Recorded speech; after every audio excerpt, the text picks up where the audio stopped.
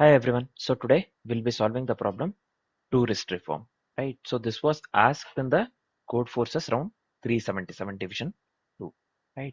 So I can just go through the question. I'll just summarize the question so that it will be easier for us to solve the problem. Yeah. Yep. Let's see what the question states here. Just give me a second, 1 second here. Yeah. So here there are N cities and M directed roads. See, there are M cities and N directed undirected roads, right? There are N cities and M undirected roads. So this is connected graph basically. I'll just write CG here. CG in the sense it is connected graph, right? So there are N cities and M undirected roads, nothing but the connected graph. We must orient every road. What we need to do here?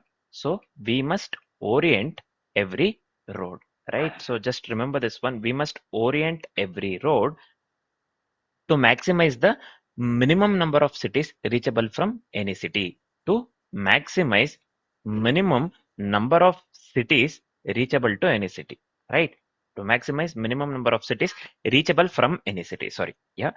So see here. One thing, whatever I from whatever I have observed, let me tell you these points. These are very important things as well, right? So there are two edge connected components here, right?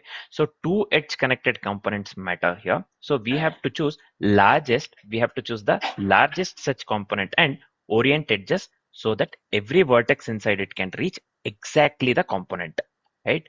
So one more thing, we have to orient bridges in it, into it basically, in simple terms, if I want to say, right? If I have to say, sorry. So this is about the question. Question is very simple, but the implementation is difficult. See, let me tell you, the constraints are tight here. So let me read the question loud. Just listen to this carefully. There are N cities and M undirected roads. Nothing but this is the connected graph, right? So we must orient every road here. When I say every road, so we have to make them one way, right? To maximize the minimum number of cities reachable from any city, right? So that is what we need to find. So one thing here from the observation, whatever I have observed, two edge components matter here. Also, we have to choose the largest such component and orient it just so that every vertex inside it can reach exactly that particular component, right? In simple terms, we have to orient bridges into it, right? So this is it, right? So this is about the question, right? So they have given here, see, this one, basically edges 7943, this 2671, and what we need to find basically, we need to orient every road to maximize the minimum number of cities reachable from any particular city. The output that we need to get here is 4 followed by this one, 436271143, this 753 7456 and 25. We can have the multiple outputs. They have strictly mentioned in the question. We can have we can just display any this one valid output path basically, right? So this is fine, I believe. So this is it for the question. Let's do one thing. Let's quickly discuss the approach followed by the complexities and then let's write the code. Initially, as usual, let's discuss the approach first. So one thing, so bridges based problems are quite this one, well, we can see this quite often, right? So if you would have solved the problems on the graph, you would be knowing the this one. What do we call? Uh, you would have come across bridge-based this one questions basically like this, right? So these are generally the difficult questions. These are generally the difficult questions. Usually, bridge-based questions are quite difficult if you would have observed, right? So usually we'll be going with the DFS orientation, right? For to solve these kind of problems. Basically, I wouldn't lie. You can just consider any algorithm, and you finally you'll be going with a, DFS orientation, or you can go with the BFS as well. It's better to go with the DFS orientation for these kind of problems. So I just want to mention here, we will be going with a Tajan DFS, right? Tajan DFS to solve this particular problem, right? So we'll be discussing the Tajan's algorithm as well when we come to the graph part in the Python. For now, just remember that we'll be making use of the Tajan DFS to solve this particular problem along with the DFS basically, right? Tajan's algo along with the DFS basically in simple terms, right? So let's do one thing. Let's quickly discuss the approach first. So I have considered the same first example that they have given in the question, right? So we have already discussed this one. We don't have to discuss this again. So output that we need to get here is this one, right? So we can have the multiple outputs they have strictly mentioned in the question. So we don't have to worry about this one. We have to get this output itself. So whatever the approach that I went with, so basically, so whatever the approach I tried to implement, so that we get the different output. So we can have the multiple outputs, right? So first itself, I had to mention this one so that we don't get it won't be ambiguous in the future, right? So this is fine. So we'll be going with the patterns. I'll go with the DFS basically, right? So this is fine. Now let's move on with the step-by-step explanation. First thing is we will run the Tajan DFS, right? So you have to know the algo. If you don't know, I have explained that one in the this one as important some important algorithms, right? So you can just go through it. You can still wait, right? Currently, we are going through all the algorithms, right? So we are discussing all the algorithms basically, right? So when we get into the graph-based algorithms, you'll come to know about the Tajan's algorithm as well, right? So we'll be running the Tajan's DFS thin or low just to detect the bridges,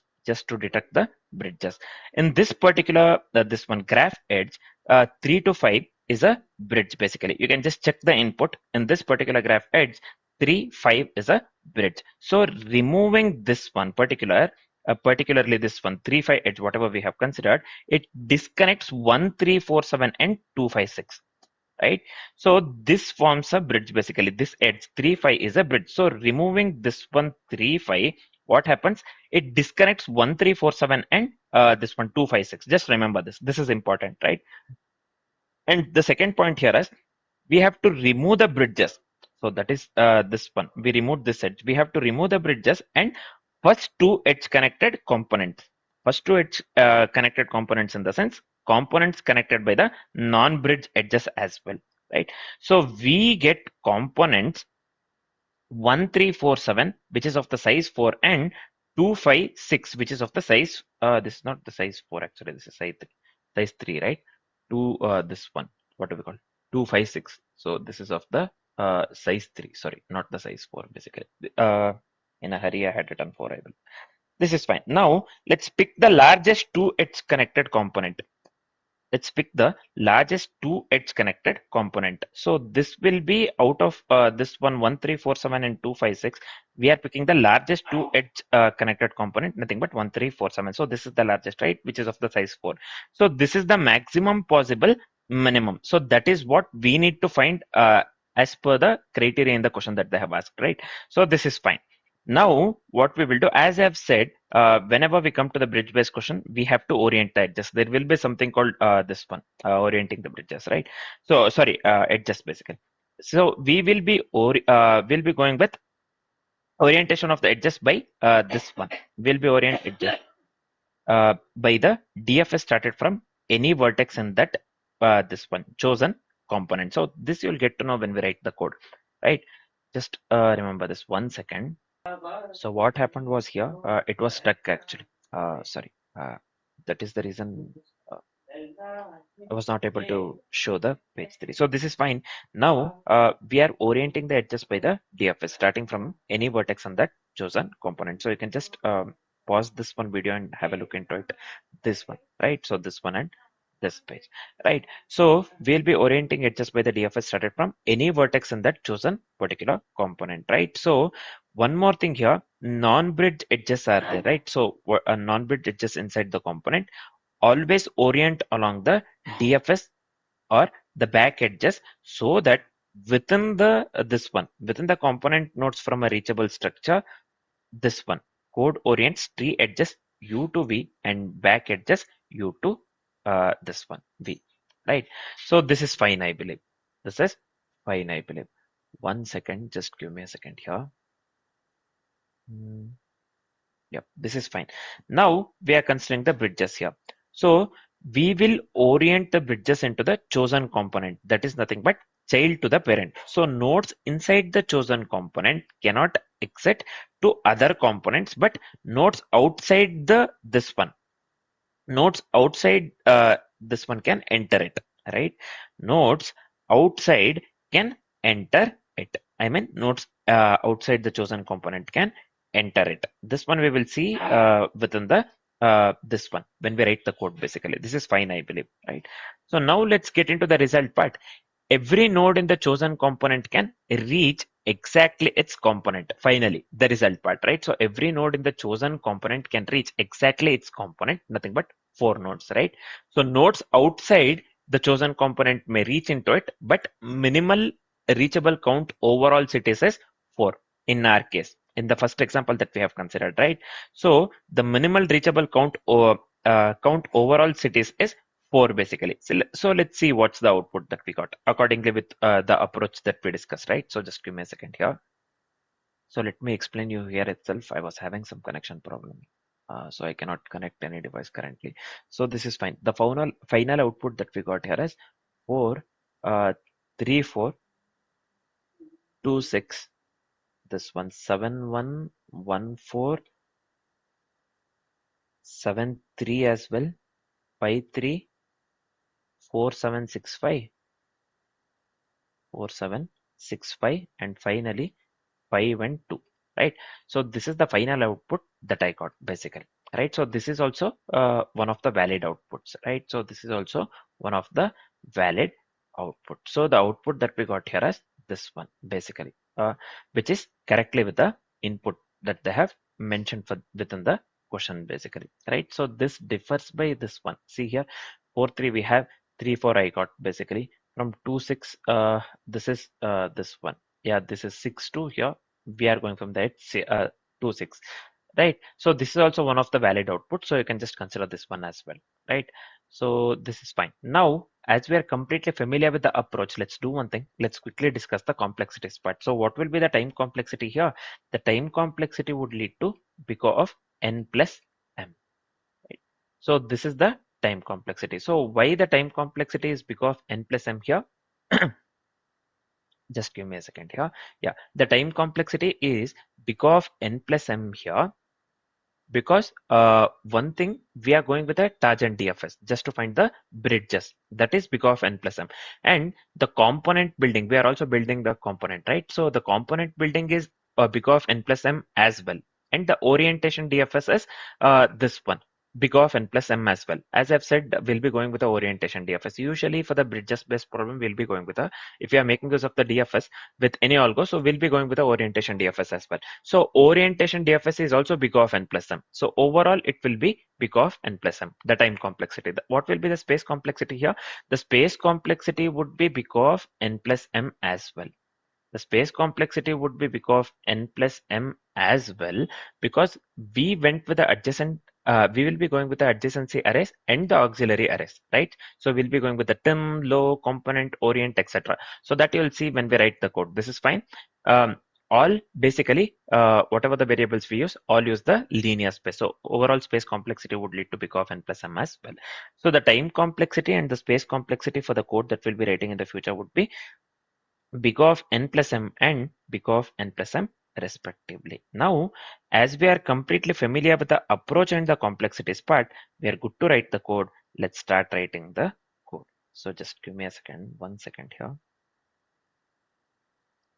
Yeah, let's start writing the code. Let me delete this one.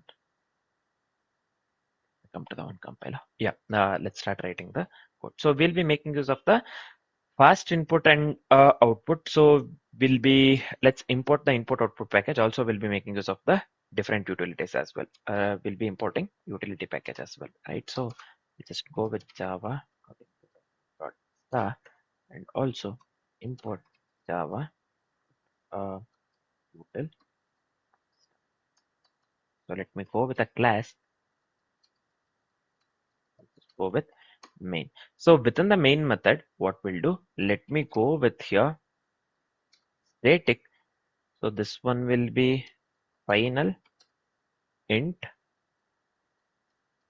buff size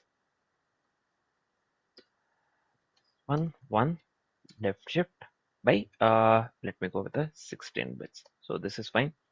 So this is nothing but the 64 KB buffer for the fast input, right? So just remember this one. And one more thing, so we'll be making use of the this one custom fast input basically, right?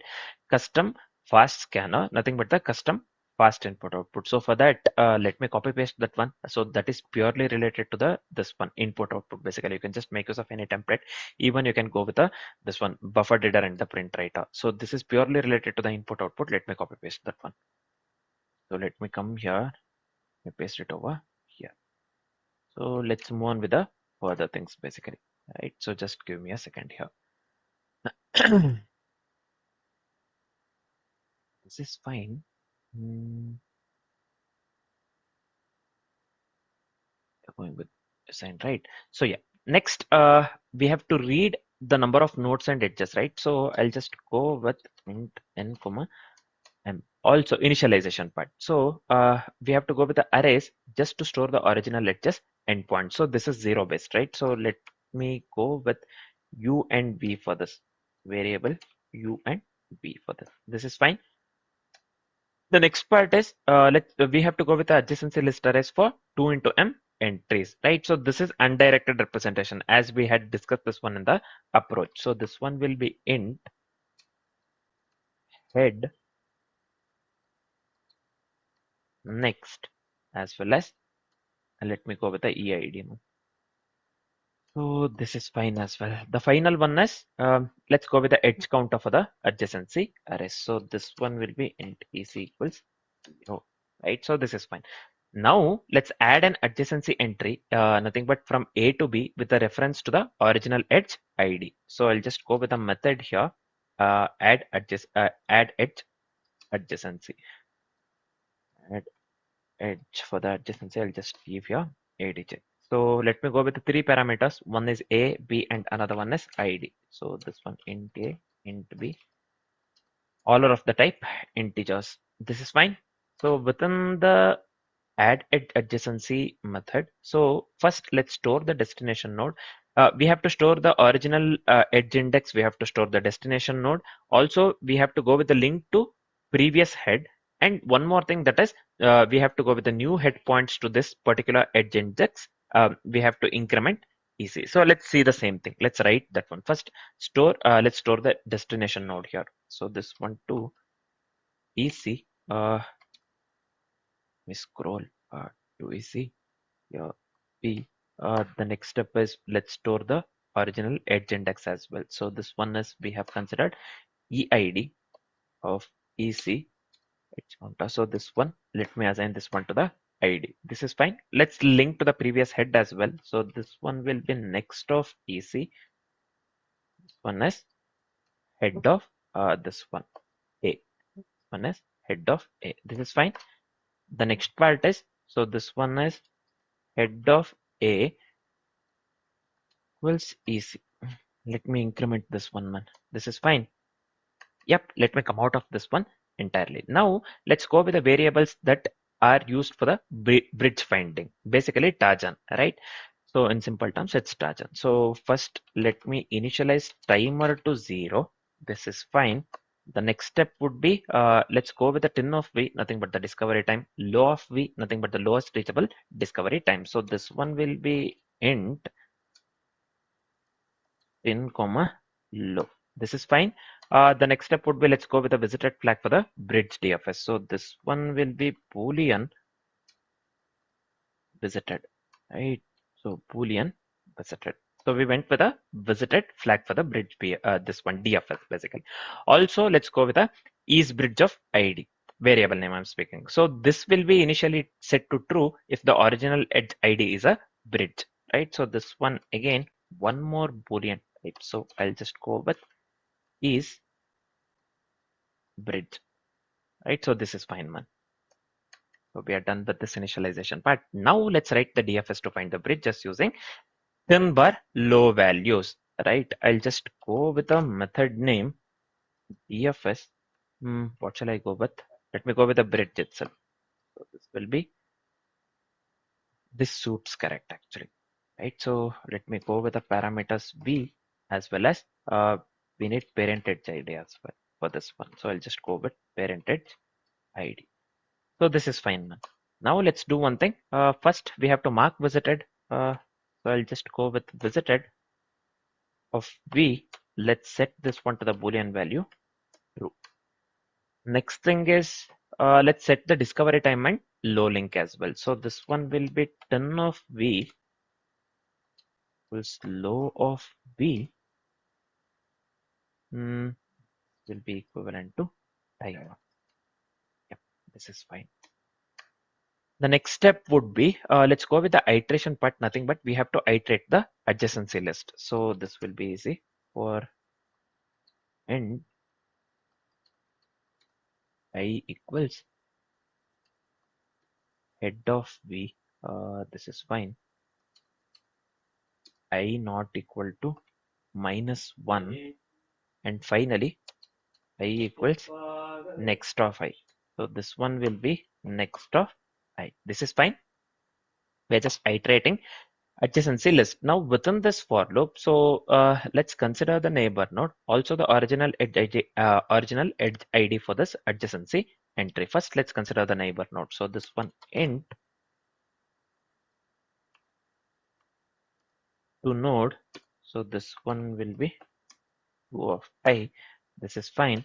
Now let's consider the original edge ID for this adjacency entry. So this one will be int ID equals EID of I. This is also fine. The next step would be we have to skip the edge we came from. That is nothing but by ID, right? So if ID equals parent edge ID, then for skipping, let's make use of the continue keyword. So this is fine, man. Yep.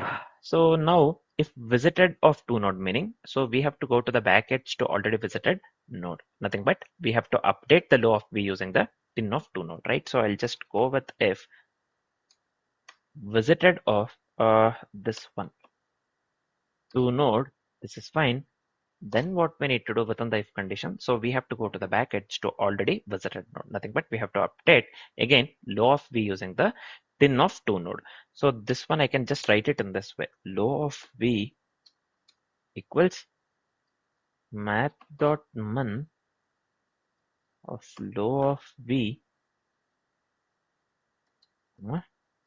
tin of this one two node, right? So this is fine, man. So else what we need to do, so we have to go with a tree edge, nothing but we have to recurse, right? So for recursing, I'll just make use of the function mdfs bridge here. We have to include two node as well as the ID. So these two things. So this is fine.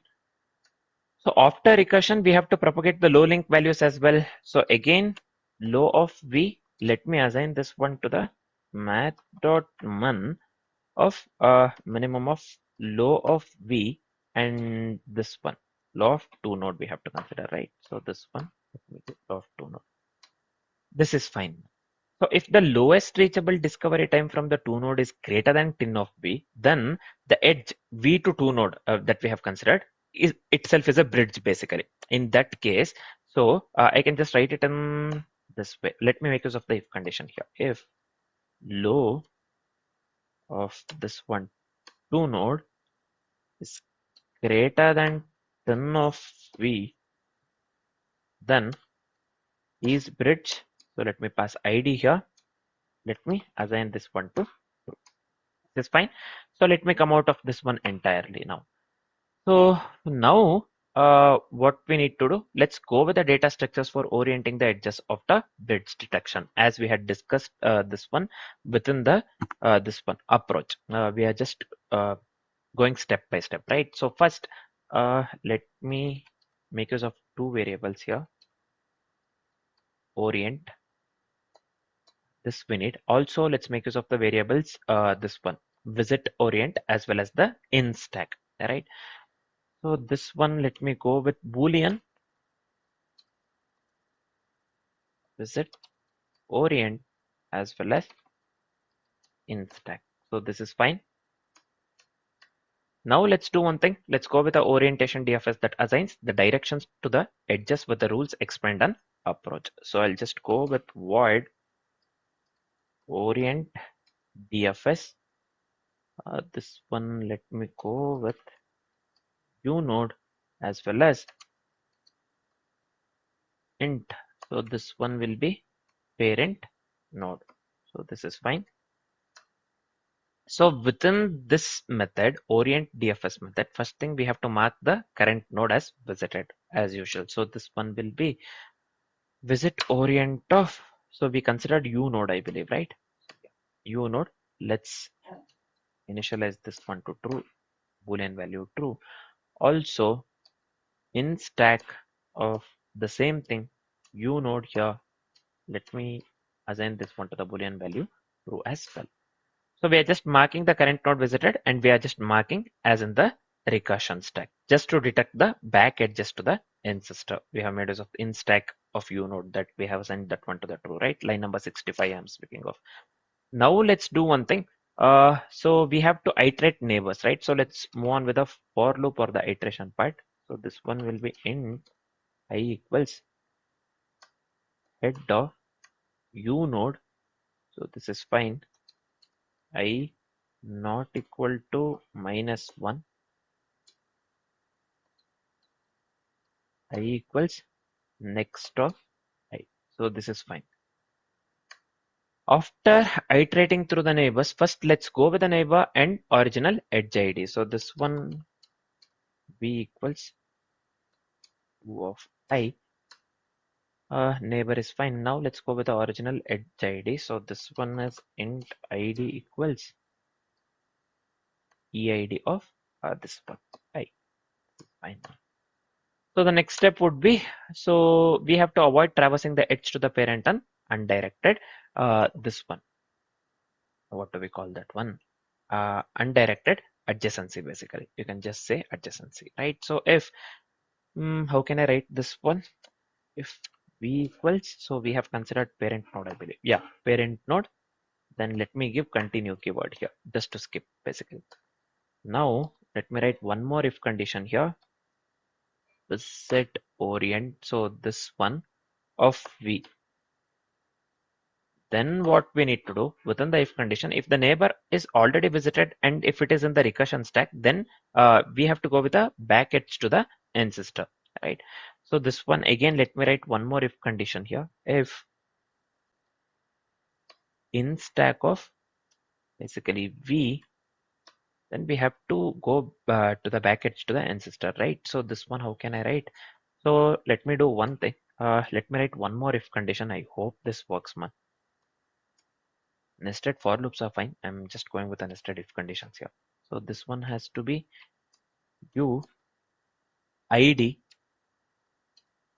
u node, this one u node. This one, let me go with the orient. So this one is fine. Orient of id. It is equal to 1. We are just assigning this one. Else, what we do? Orient of id. So this one, let me assign this one to the 2. Else it is 2 basically. Right, so now for skipping, I'll just give continue keyword here. Let me come out of this one entirely. Right, so now this is fine. Now, if we have non-visited neighbor, we have to decide the orientation based on whether the edge is a bridge or not. That one also we have to do. For that, let's write the simple if condition. We can just write it in this way. If is bridge of ID, if the neighbors are not visited, then we have to decide orientation based on the whether edge is bridge or not, right? So just give me a second here. So let's continue with this. Sorry, I got a call. So now let's do one thing. We have to decide orientation based on the whether edge is a bridge or not, right? So I forgot, man, what I was doing. So let's move on with the if condition. Let's see. I'll just go with if uid of id, if it is equivalent to v, then again orient. So this one, let me give the same thing, man, here. This one, we copy the same thing here. We paste the same thing over here. If u of id is equal to is equivalent to this one, what do we call? We are going with the if condition, right? So instead of this one, not u node, it is v, then orient id equals 1. Else orient this one of id equals do basically. Then we'll be going with the same thing. Let me copy this one now. So let me write else here. So let me paste it over here. If u of id, this one equals u node, the value, basically we are going with a comparison operator, right? So orient of id is 1, else orient of id equals 2. This is fine. Let me come out of this one entirely. Now, we have to request to continue the DFS orientation, right? So let me make use of the orient DFS, nothing but the method name. So here I'll just pass v, comma, u node. So this is fine as well. Now let me do one thing. So let's go with the leaving node. So here we have to remove from the recursion stack. So this one will be in stack of u node. This is fine. So let me assign this one to the false, right? So this one, let me assign this one to the false, right? So this one, let me come out of this one entirely. So now let's do one thing. Final step. The final step. We are done with the orientation. This one DFS, right? So now still have to write a lot, man. So this is huge, basically. So now let's do one thing. Thinking of writing the main method, or let's do one thing. Let's make use of the method solve and let's call the method solve within the main method, right? So let's do that one so that it will be structured. Actually, the solution will be structured. So I'll just go with the public void. This one is solve. So let me go with throws exception, right? So let me make use of exception here. This is fine.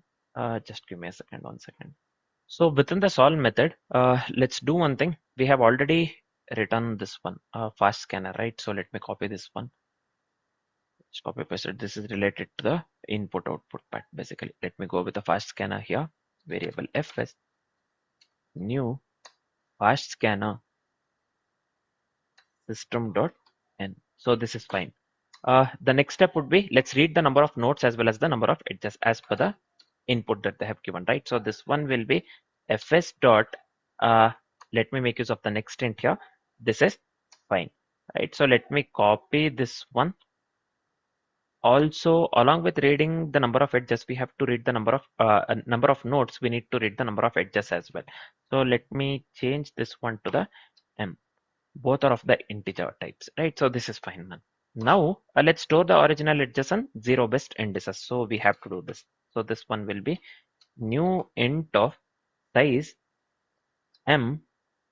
Also, let me go with u and v are the variables we consider, right? So new int of, so this one will be m as well.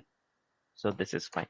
Now what shall we do? Let's initialize the head array for the adjacency list. So we need this one. So this one will be new int of this one n, basically, right? So this is fine, new int of n. Now let's mark all the heads as -1, empty list, right? So this one will be arrays dot fill. This is fine, arrays dot fill head comma -1. So this is also fine, man. Head comma -1, we are just marking all the heads as -1. This is fine.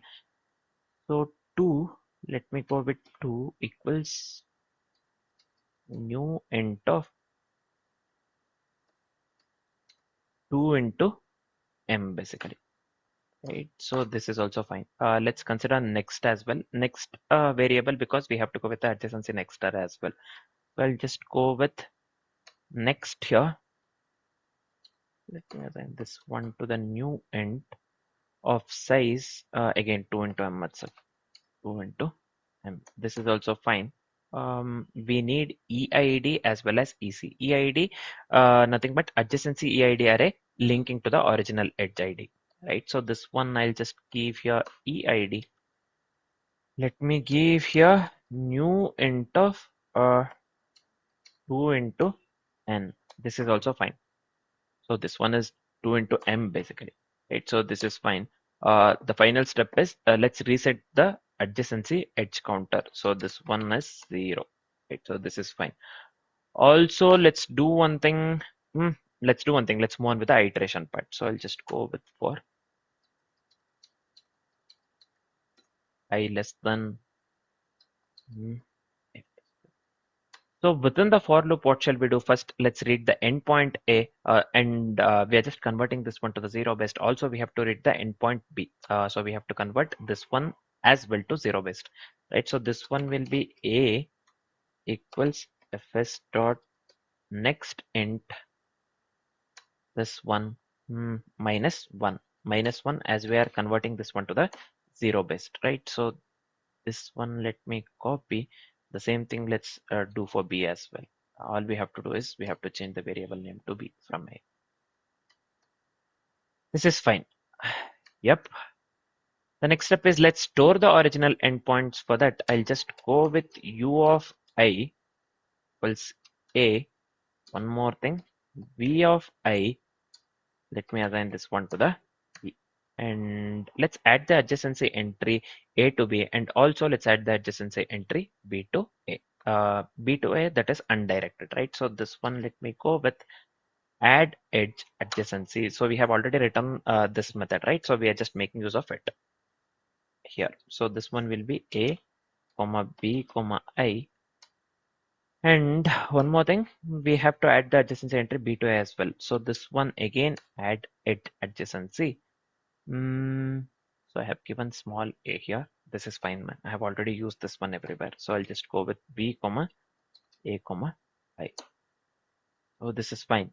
Now let's do one thing. Let me come out of this one entirely. Now let's prepare the arrays for the bridge finding. We have to find the bridge, right? So for that one, let me go with n equals new int of n.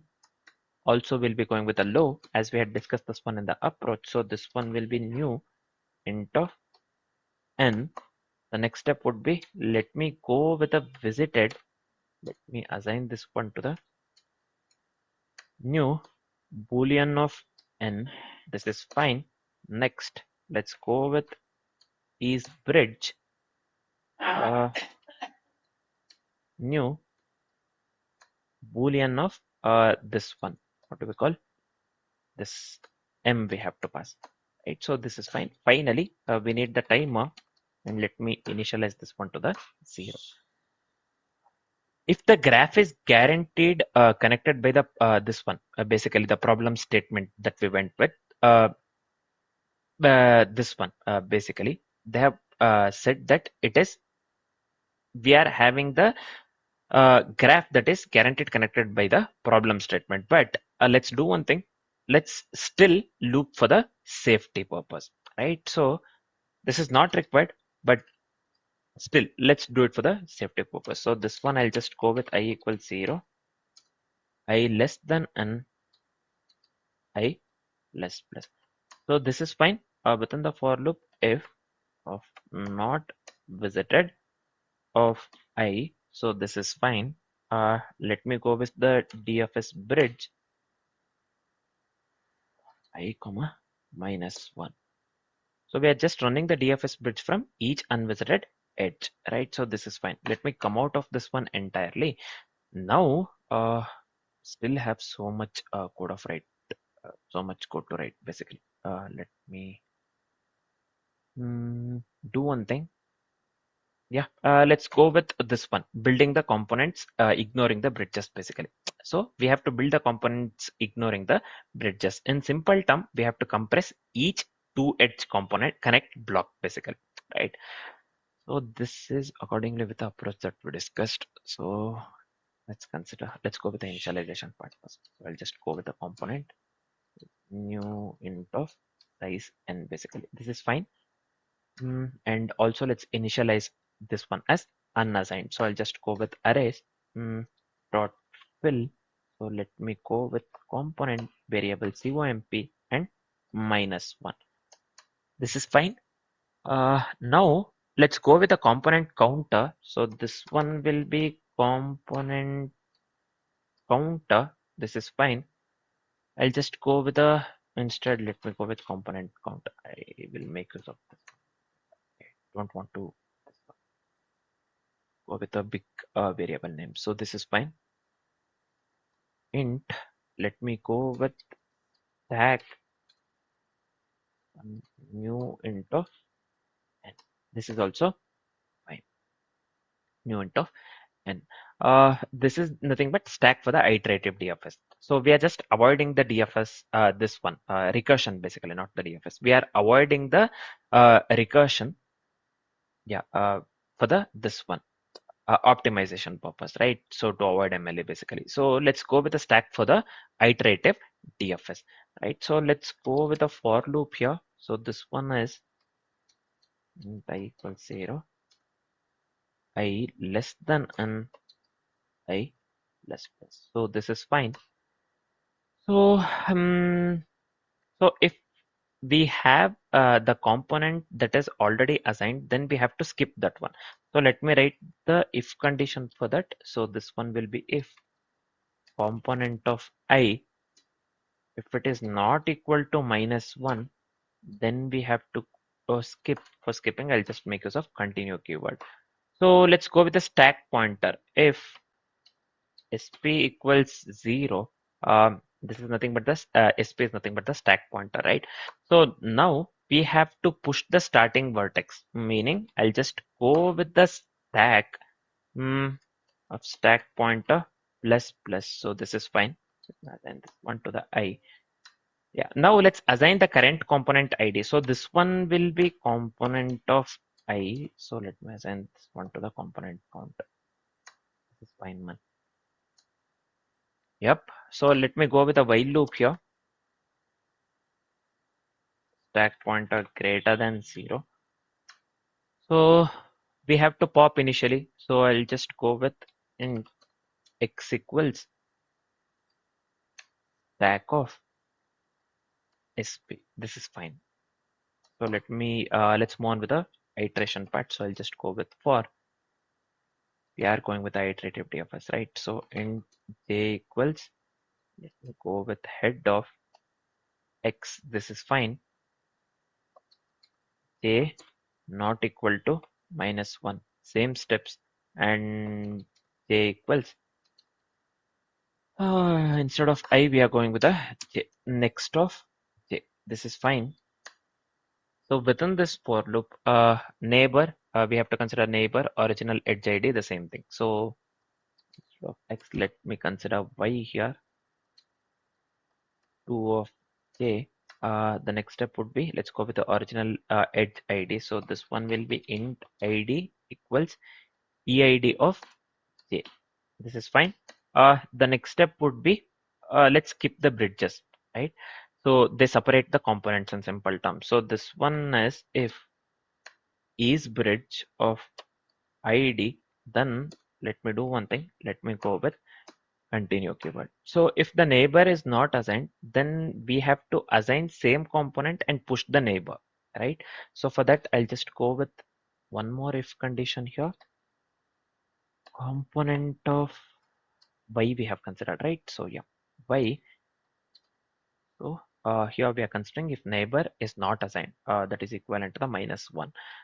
Then we have to assign same component and we have to push the neighbor, meaning, so here component of y equals component count, this one, and finally we have to push the neighbor, meaning I'll just go with a stack of, we have to increment the stack pointer here. This one we have to assign this one to the y. Yep. So let me come out of this one entirely. Now what we need to do, so we have to move to the next component ID, right? So we have considered component count already. Let me increment this one. Yep. So let me come out of this one entirely. First, let's go with the size of each component. So this one will be int component size. So I'll just go with the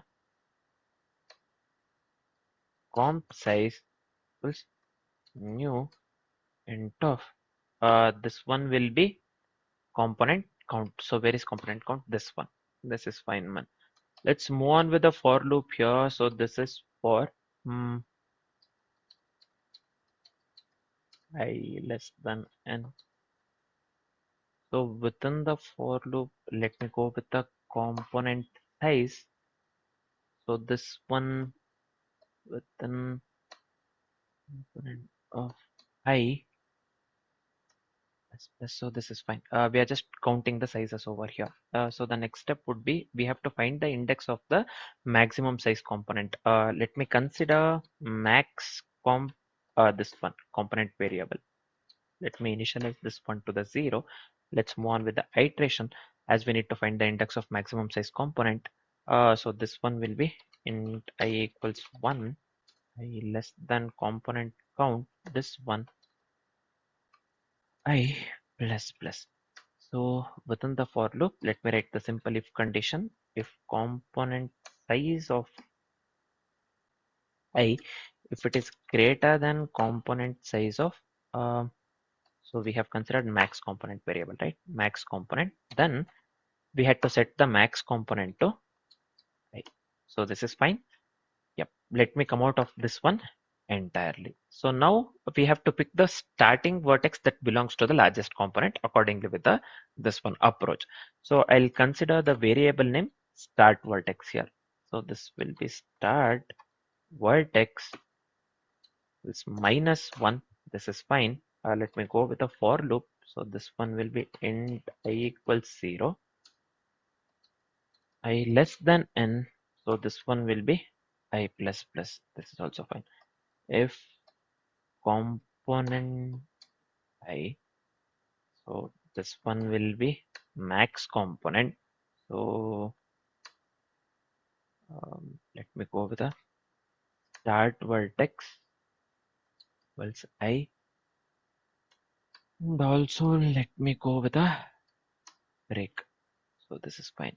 Um, yep, let me come out of this one.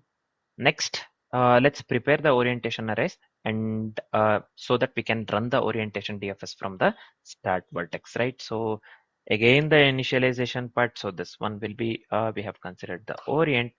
So let me assign this one to the new end of size M. Right. So next, visited, sorry, visited orient, this one. So let me assign this one to the new Boolean of size and this is fine. Hmm, first two lines, 0 means here not sure yet, right? So 1 to you, v to 2 and v to you, this one I'm speaking of orientation. So visit this one orient. So these are the visited flags for the orient DFS. And also we have to go with the stack flags as we have made use of the stack, right? We have to go with the stack flags for the orient DFS and we have to assign the orientation starting from the chosen component. So these two things we have to do. This one I'll just go with in stack equals new Boolean of size n. This is fine. And orient DFS.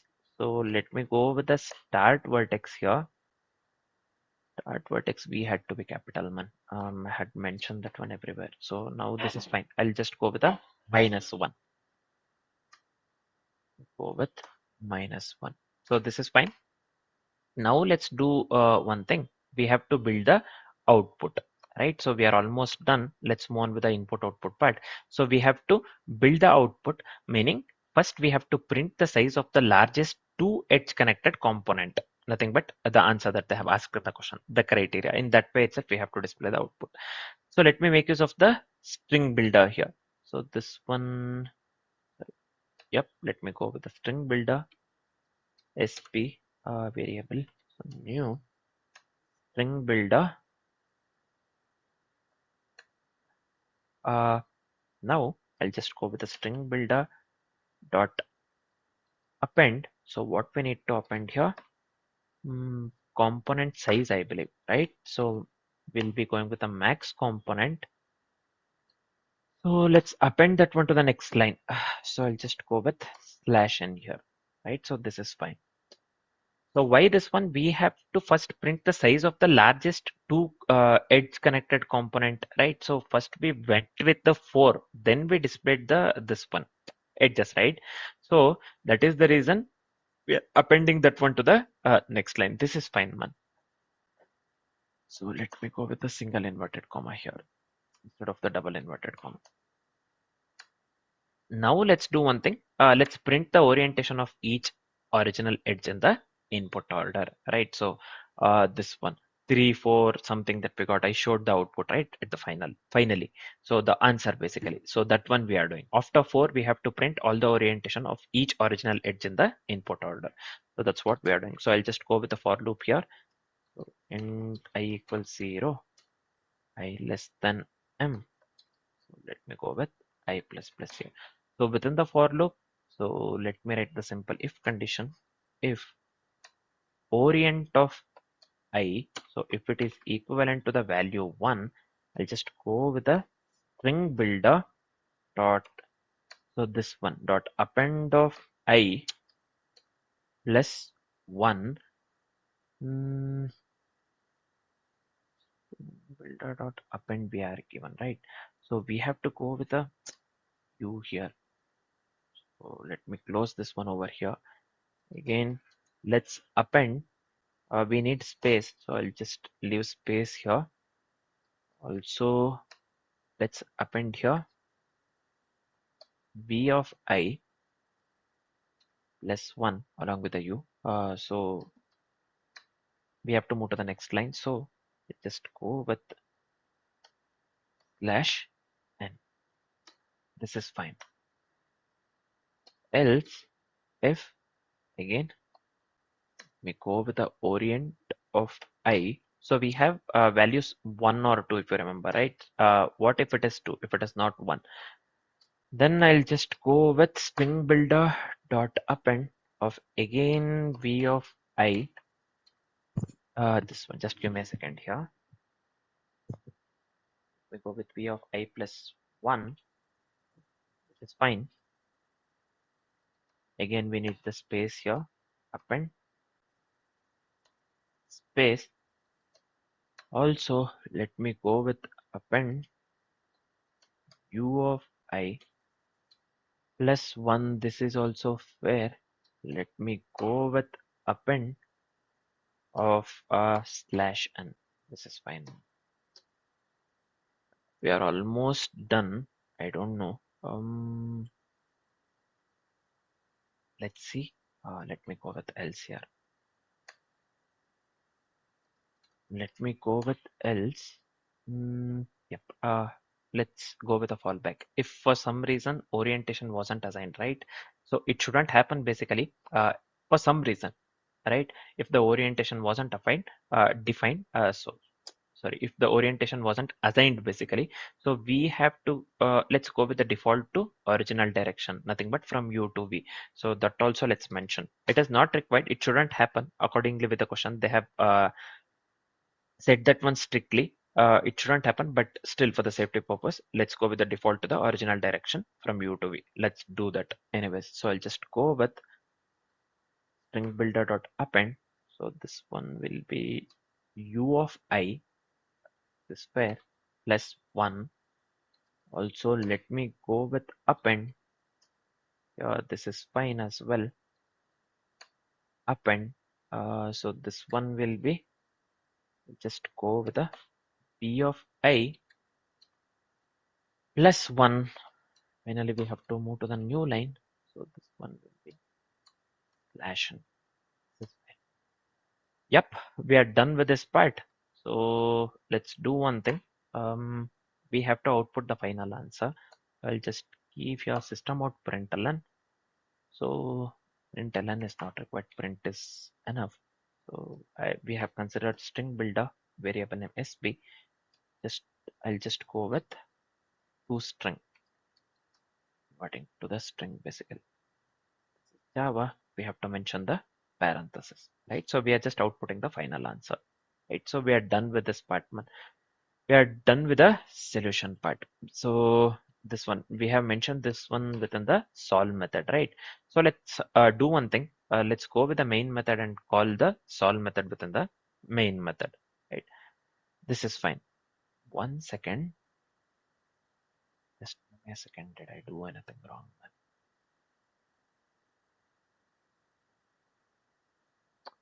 Mm,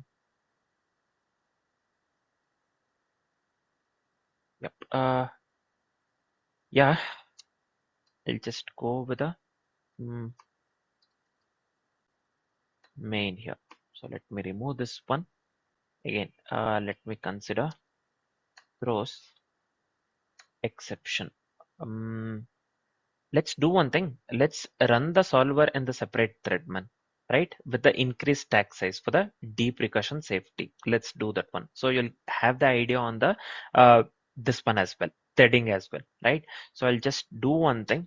Let me make use of new thread basically here. So this one will be null. Let me give here new runnable. So for the intense optimization, you can do anything, man. So I do many things. I try out many things. If you don't want to, or if you want to go with this one, what do we call? If you want the solution straightforward, then you can just make use of the buffered reader and this one, right? What do I call? Print writer. Right? Else you can go with a scanner as well if it works. So I try out uh, different things. If you don't want to, you can just go with a very straightforward approach as well.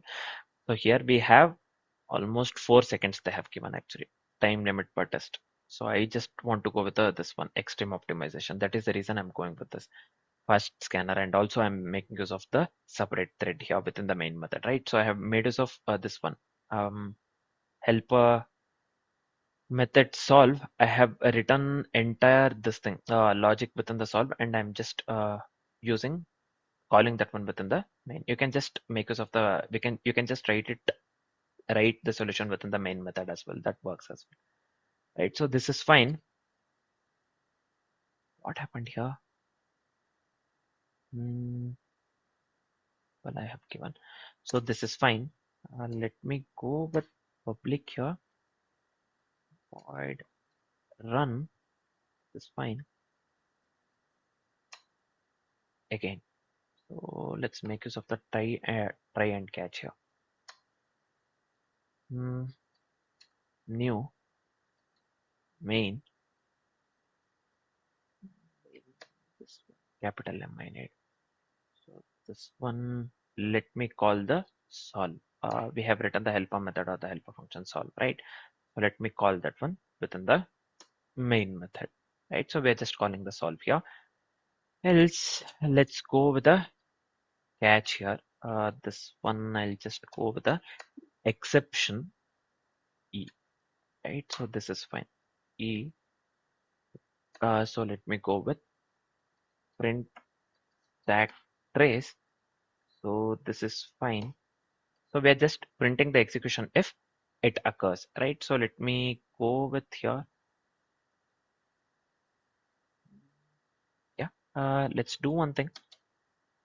I'll just call the solver here. This is fine. Solver. So one left shift bits by 26 basically, right? So then I'll just give start. So this one I wanted to make use of. I use this template whenever I want to go with the extreme optimization. I want like extreme means extreme intense optimization, right? So I go with this template. So this this is what I use. You can just check the template if you want. So this is fine. Let me call the start here. Yeah, this is nothing but 64 MB stack man. One left shift operator 26, whatever I have given. So this is nothing but 64 MB. Yeah, 64 MB stack. So this is fine. Now we are almost done. Yep. Yeah, we are done with the code actually. This is it, right? So why I have done this one? We are running the solver in separate thread. Why we are doing this? Because we are going with the increased stack size for deprecation safety, right? So that is the reason. We shouldn't get MLE. Time optimization is fine. I have went with extreme time optimization. We have enough time. See here, we have been given 4 seconds for this problem. So this runs within 1 second itself, as far as I know. So time optimization is enough. So we shouldn't get MLA basically for the test case. So they have given this one 256 megabytes. So we are making use of it just for the deprecation safety. Just remember this one. So we are done with the coding part. Before running the code or before checking the code with the different inputs, basically, let me copy paste the signature starter template. Just give me a second here. Come here and let me paste this one. Yeah, let me come to the question. So here I'll just copy this one. We have to get the output. Right. We have some error here. Line number 144. 144 itself. 144. What we are doing? 144.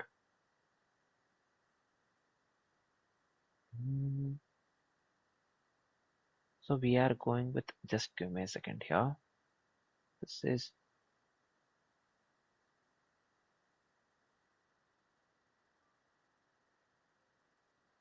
one, right? So 1 second.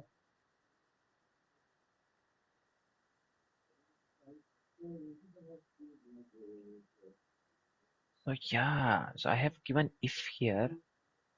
This one has to be int, right? So we are going with the initialization. So yeah, we are getting the output 434. This is also the valid one. So I had mentioned this one earlier. You can just go to the this one previous part of the video and check. So this is one of the valid outputs as well. This is fine as well, right? So this is fine one. We are getting the desired output basically, right? So let me copy this entire code. Let me come here. Let me give submit code. Yep. So let's do one thing. A, B, C, D, which one? F, right? The last one. So let me paste this one over here and hit the submit button. So again, I'm telling, I went with the extreme optimization. You can just go with a normal buffered reader, this one template, as well as the you can just go with a, if you want to go with any other algorithm that works, any other approach that works, you can just go with it as well. So I just, I always prefer to go with a intense this one optimization when it comes to especially the last two or three problems, right? Yep. So running on test 59. Let's wait for some time. So yeah, you can clearly see here. Right, so this is the thing that I feared actually, the memory. I didn't wanted to get this one MLA. So time is fine. They have given enough time to run the code. 4 seconds they have given. So we have got this one within the 749 ms. So that is the reason I said we'll be making use of thread basically. It's fine. Yep. We have went with the Tardan, this one, Tardan DFS, along with the DFS orientation as well. And finally, we have made use of the thread here. So this template, I usually make use of it for the intense optimization, as I've said, right? So now I hope the solution part is completely clear. And one more thing, instead of the recursion, we went with the iterative DFS, right? That is also one thing. So I showed that one also while writing the code. Right? So this is fine. So yeah, I hope the solution part is completely clear along with the approach and the complexities. For now, this is it. Thanks for watching, guys.